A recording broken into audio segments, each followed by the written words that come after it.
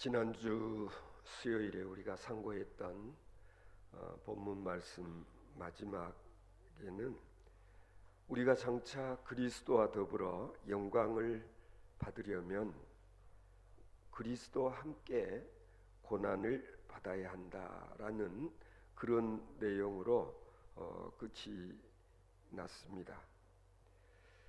오늘 본문 말씀의 화두도 현재의 그러한 고난은 장차 우리에게 나타날 영광과는 도저히 비교가 되지 않는다는 사실을 강조하고 있습니다. 18절 말씀을 보시면은 생각하건대 현재의 고난은 장차 우리에게 나타날 영광과 비교할 수 없도다 라고 말하고 있습니다. 사실 인간이 생을 살아가는 과정에서 고난을 겪기 마련입니다. 특히 우리 그리스도인이라고 해서 고난이 비껴가는 것이 아니다라는 말씀을 제가 여러 차례 말씀드렸던 기억이 있습니다. 오히려 우리가 신앙생활을 하기 때문에 세상 사람들이 겪지 않는 그런 고난까지도 우리는 겪기 마련이라는 것을 인정하지 않으면 안 됩니다. 신앙인이 하나님의 말씀대로 살며 그 말씀을 즐거워할지라도, 여러분 경험해 보시지 않습니까? 내가 말씀 가운데서 신앙생활을 한다고 하지만 늘 즐겁고 기쁜 그런 삶만 이어지는 것이 아니다, 그런 말씀입니다. 방금도 말씀드렸던 대로 현실은 반대일 때가 많습니다. 왜 그럴까? 우리는 끊임없는 선과 악의 틈바구니에서 투쟁을 하고 때로는 선택을 하지 않으면 안 되는 그런 어려움이 있고 또 외로움이 있습니다. 그것은 두말할 필요가 없이 선과 악이 서로 싸울 때에 우리가 선택하지 않으면 안 된다고 하는 그런 신앙인으로서의 어떤 필연적인 아픔과 고통이 따를 수밖에 없다는 거예요. 그런가 하면 뜻밖의 질병과 재난으로 시리에 젖을 때도 있습니다. 그러면 이와 같은 신앙인의 고난과 그리고 또 시련은 우리에게 어떤 의미가 있는 것일까? 사실 그렇지 않습니까? 만일에 우리가 겪고 당하는 이런 고난과 시련이 그냥 고난과 시련으로 끝나버린다면 우리의 인생이, 우리의 삶이 얼마나 허무한 삶이 되겠습니까? 그러나 성경이 우리에게 가르쳐주는 바는 우리 신앙인의 고난은 반드시 영광이 예비되어 있는 고난이라는 점에서 세상 사람들의 그 겪는 고난과는 구별되어지는 것이다. 가령 우리가 말씀대로 살려고 노력하는 과정에서 겪는 어려움이라든지 고난이라든지, 아니면 때로는 내가 예수를 믿는 신앙인이기 때문에 당하는 핍박도 있고 박해도 있지 않습니까? 그러나 이러한 것들은 결국 우리를 연단시키는 하나의 과정이다라는 것을 성경은 우리에게 가르쳐주고 있는 것입니다. 바울 사도는 자신이 경험했던 고난의 성격을 이렇게 설명하고 있습니다. 우리 산자가 항상 예수를 위하여 죽음에 넘기움은 예수의 생명이 또한 우리 죽을 육체에 나타나게 하게 함이니라. 부연 설명할 필요도 없이 그리스도를 위하여 받는 고단은 그런 점에서 우리가 기쁘게 여겨야 된다라는 야고보서의 말씀을 생각나게 하는 대목입니다. 따라서 우리가 장차 그리스도와 함께 영광을 받기 위하여 지금 우리가 고난 당하고 있는 것을 두려워하지 말라는 그런 말씀인 것입니다. 오히려 그것은 우리가 우리의 몸에 예수의 흔적을 갖게 되는 것이요, 또한 현재 우리가 겪고 있는 이 모든 고난은 장차 얻게 될 영광, 즉 신앙적으로 이야기하자면 장차 그리스도의 강림하시게 될 그때에 우리에게 주어지게 될 영광의 면류관과 비교하면 이건 전혀 미미한 것이라고 사도 바울은 그렇게 말씀하고 있는 것입니다.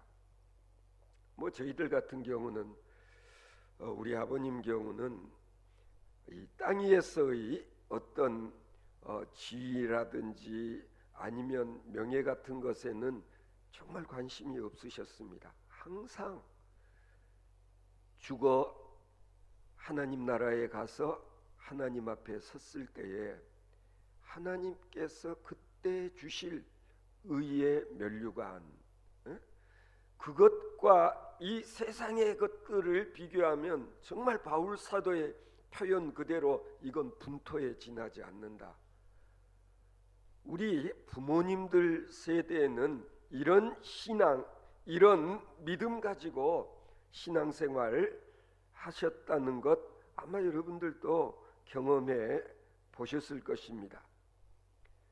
예수님께서도 이 땅 위에서 멸시를 당하고 침뱉음을 당하고 그리고 온갖 고통을 다 겪고 결국 죽임을 당하신 후에 부활의 영광에 참여하였다는 사실을 기억해야 된다는 그런 이야기입니다. 19절 말씀을 보면은요, 피조물이 고대하는 바는 하나님의 아들들에 나타나는 것이니 라는 말씀으로 시작을 해서 썩어짐의 종노릇 하는 데서 해방되어 하나님의 영광의 자유에 이르는 것이다 라고 연결짓고 있습니다. 사실 이 로마서는 그렇게 이해하기가 쉬운 말씀들은 아니죠. 이 내용 가운데 보면 피조물이라는 이 말이 여러 번 반복되고 있는데요, 피조물이 허무한데 굴복하는 것은 피조물의 썩어짐에 노릇한 데서 피조물이 이제까지 탄식을 하며 라고 그렇게 말씀을 하고 있습니다. 여기서의 피조물이라고 하는 것은 좀 넓은 의미로 사용하는 그런 말인데요, 뭐냐면 사람뿐만 아니라 하나님이 지으신 모든 것들, 동물도 식물도 자연도 다 하나님께서 지으신 피조물들이잖아요. 그런데 이런 피조물들이 다 탄식을 한다라고 말씀하고 있는 것입니다. 따라서 주님이 재림하시게 되어질 그때는 온 세계 만물 그리고 온 우주가 다시 소생하게 되어지는 그런 일들이 있게 될 것임을 말하고 있는 것입니다. 그래서 우리가 가끔은 이 구원이라는 말을 사용할 때에 우리는 좀 협의의 좁은 의미로서 구원을 이해할 때가 많다라는 거예요. 가령 내 자신의 영혼이 구원을 받는다. 이것은 소위 협의의 구원이고, 지금 오늘 본문 말씀을 통해서 바울 사도께서 말씀하고 있는 이 구원과는 좀 더 광범위한 넓은 광의적인 그런 의미로서의 구원 문제를 지금 말하고 있는 것을 알 수가 있습니다. 오늘 본문에서 사용되어지는 이 구원이라는 단어는 단순히 한 사람, 한 영혼의 구원만이 아니라 이 우주의 구원으로 구원의 개념을 확대하고 있다는 것을 알 수가 있습니다. 무슨 얘기냐면요, 인간이 타락하는 일로 인해서 결국은 이 자연 모든 것들이 다 결국은 타락하고 변질되고, 그리고 피조물 전체에 고통을 안겨준 결과를 가져왔다. 여러분 아시잖아요. 아담과 하와가 에덴 동산에서 불순종함으로 죄를 짓게 되었을 때에 결국 이 인간들의 타락과 범죄로 인해서 자연이 같이 병들게 되어지는 그런 일이 있었다는 걸 성경은 우리에게 가르쳐주고 있지 않아요? 가령 창세기 3장 17절 이하를 보면은요, 아담에게 이르시되 내가 내 아내의 말을 듣고 내가 너더러 먹지 말란 나무 실과를 먹었은즉 땅은 너로 인하여 저주를 받고 그랬습니다. 땅이 잘못한 게 어디가 있습니까?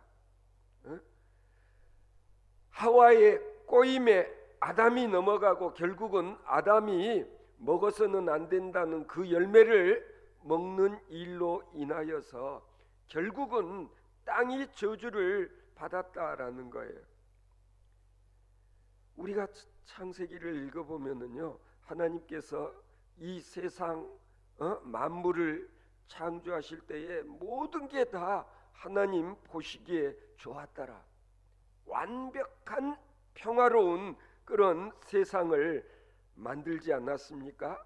그게 바로 에덴 동산이요, 여호와의 동산이요, 인간의 낙원이었습니다. 그래서 성경에 있는 표현을 빌리자면 어쩌면 사자가 풀을 뜯어먹고 이리가 토끼와 같이 노는 세계요, 어린아이가 독사의 구멍에다가 손을 넣어도 해를 받지 않는 그런 세상. 그런데 아담과 하와가 하나님께 불순종하여 죄를 지음으로 인하여서 이 여호와의 동산 에덴 동산에 이와 같은 조화, 이와 같은 평화가 깨져버렸다. 심지어는 어떻게 됐다고요?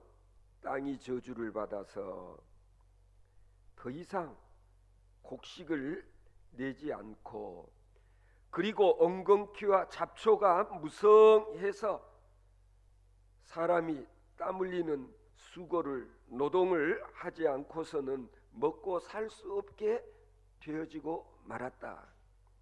그래서 저는 학교에서 학생들을 가르칠 때에는 소위 연력학 제1법칙, 제2법칙을 가지고 소위 엔트로피라는 개념으로 이걸 설명을 해주기도 했는데요. 엔트로피 들어보셨죠? 엔트로피라고 하는 것은 뭐냐면 자연 상태에서는 모든 것들이 내버려두면 무질서도가 극대화되려고 하는 경향이 있다라는 거예요. 그러니까 우리 인간의 늙음 아니면은 부패 아니면 녹이 쓰는 것, 이 모든 것들이 다 엔트로피 법칙 때문에 그렇다라는 거예요. 하나님이 세상을 만들었을 때는 엔트로피가 제로, 이 무질서도가 제로였는데 인간이 이걸 깨뜨렸다는 거예요. 이 질서를 깨버리고 난 다음에는 모든 것들이 다 소위 우리 인간만 해도 생로병사의 과정을 거쳐가지 않으면 안 되게 됐다는 늙음. 그래서 엔트로피가 극대화되는 게 뭐냐? 죽음이에요. 죽음. 그래서 죽으면은 우리 이 몸이 완전히 썩어지고 해체되지 않아요. 이게 다 엔트로피 법칙에 지배를 받는 현상들이라고 할 수 있는데, 엔트로피 법칙이 왜 생겨났냐? 인간이 하지 말라는 짓을 해서 하나님이 만들어 놓은 질서를 깨버렸기 때문에 시한폭탄이 째깍째깍 하는 것처럼 지금도 엔트로피는 계속 증가 일로에 있다. 이해가 되시는지 모르겠어요. 오늘 본문 22절에서처럼 피조물들이 다 이제까지 함께 탄식을 하며 고통을 당하고 있다. 적어도 바울 사도의 눈에는 그렇게 보인다는. 여러분 들리십니까? 이 모든 피조물들이 막 고통의 신음소리를 내고 있는 걸 듣느냐 말입니다. 사실 지금도 마찬가지잖아요. 공해로 인해서 파괴되고 있는 자연 현상. 바닷가에 가보십시오. 온갖 쓰레기들, 스티로폴들, 이런 것들이 그냥 지금 저 큰 태평양 저런 데 나가보면은 땅 위에서 인간들이 배출한 그 쓰레기들이 그냥 막 산더미처럼 파도에 휩쓸려 다니고 있는데, 비가 온 뒤에 저 팔당댐에 서울에서 가보면은요, 완전히 물 위에 쓰레기들로 가득 이렇게 덮여져 있는 걸 여러분 TV를 통해서 보신 적 있지 않아요? 갈수록 무질서도는 증가한다라는. 하나님께서는 바로 이런 자연을 다시 회복시키시기를 원한다는. 인간으로 말미암아 깨져버린 자연의 조화, 질서, 평화, 이런 것들, 이걸 다시 회복하기 원하시는 하나님. 하나님 보시기에 좋았던 그 창세기 그때의 그 질서를 회복하는 것, 이것이 구원이라는 거예요. 이해가 가세요? 그러니까 우리가 생각하는 구원, 내가 예수 믿고 내가 영생을 얻고 하나님 나라를 유업으로 내가 소유하고, 이런 구원 외에도 지금 우리가 살고 있는 이 땅 위에서 그렇잖아요. 깨져버린, 무너져버린 하나님의 동산, 이걸 회복하지 않으면 안 된다는 얘기예요.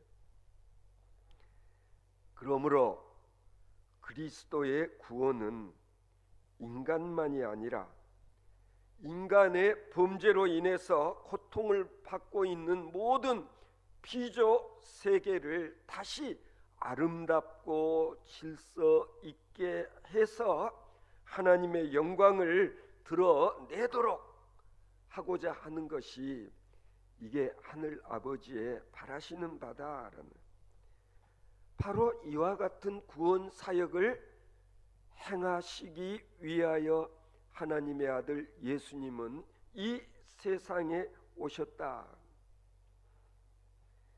예수 그리스도로 말미암아 하나님의 양자가 되어진 그리스도인들에게는 그런 점에서 특별한 사명이 주어져 있다라는 거예요. 다나 엄마 곁에서 알아듣는지 못 알아듣는지 몰라도 듣는 태도가 좋아. 우리 다나는. 응? 누가 양자가 되고 양녀가 될까? 아빠 엄마가 직접 낳은 다나 다연이 말고 다른 부모들이 낳은 아들을 우리 집으로 데려와서 네 이제 오늘부터 우리 아들이다 하면 양자가 되는 거예요. 응? 일단 양자가 되면 부모님들의 재산으로부터 시작해서 자식이 누릴 수 있는 모든 특권을 다 누리는 것과 마찬가지다.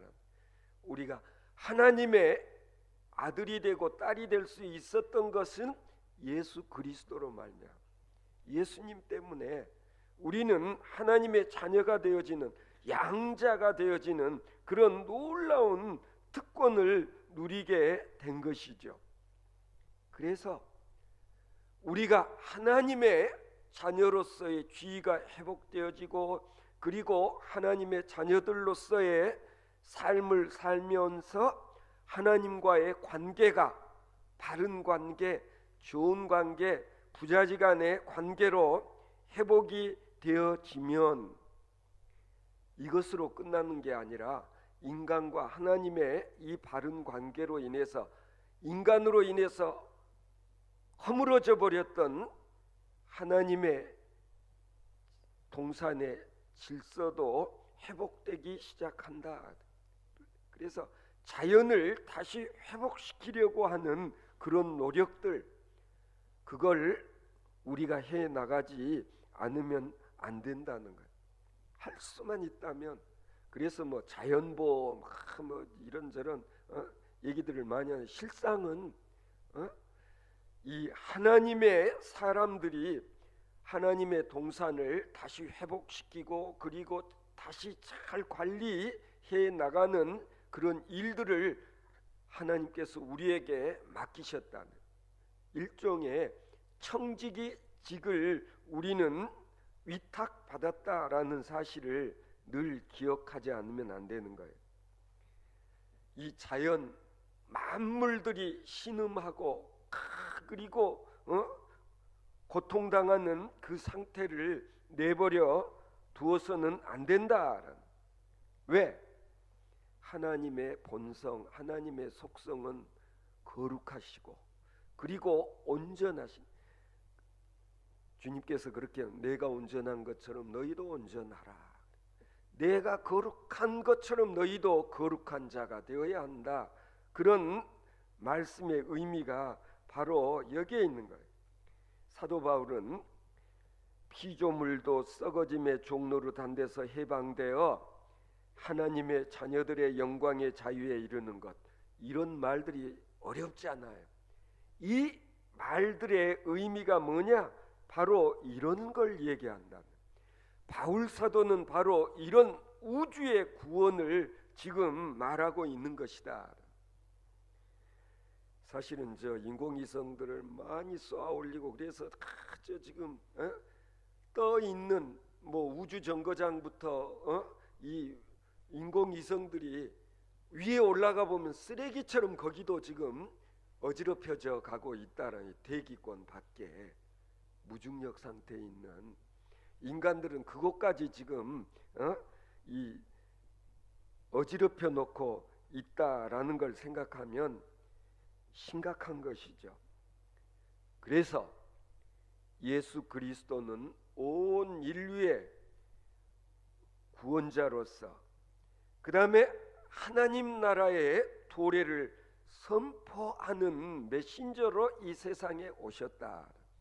예수님이 오셔서 우리에게 깨우쳐 주시고자 하시는 진리 가운데 하나가 바로 이런 구원관이라는 걸 알아야 된다는 거예요. 예수께서 이 세상에 오심으로, 그래서 바울 사도는 아담, 첫 번째 아담, 그 다음에 예수 그리스도를 두 번째 아담으로 그렇게 비유하고 있잖아요. 첫 번째 아담이 저질러 놓은 걸 두 번째 아담으로 오신 예수 그리스도께서 치유하시고 회복 시키신다, 그런 뜻이에요. 지금도 그런 말 가끔 뉴스 보도 자료 보면 하잖아요. 이전 그냥 대통령들이 어지러워 놓은 것들 지금 대통령이 그거 수습하느라고 고생한다. 어떻게 보면 좀 짠한 생각도 든다. 그렇지 않아요. 전 10여 년 동안 잃어버린 10년 이전에 막 그러더니 자기들이 하면서 또 흐트러 놓고 어지럽혀 놓고 한 것, 이걸 우리는 요즘에 뭐 적폐라고 그러잖아요. 적폐를 청산한다는 게 얼마나 힘들고 어려운 거냐라는, 어떻게 보면 예수님께서도 과거의 적폐를 청산하기 위해서 이 세상에 오신 하나님의 아들이다, 그런 뜻이에요. 우리가 여기서 분명히 해야 될 것이 뭐냐면, 참 구원이란 예수님께서 이루시고자 하셨던 구원은 이 땅 위에서만 이루어지는 것이 아니라는 사실입니다.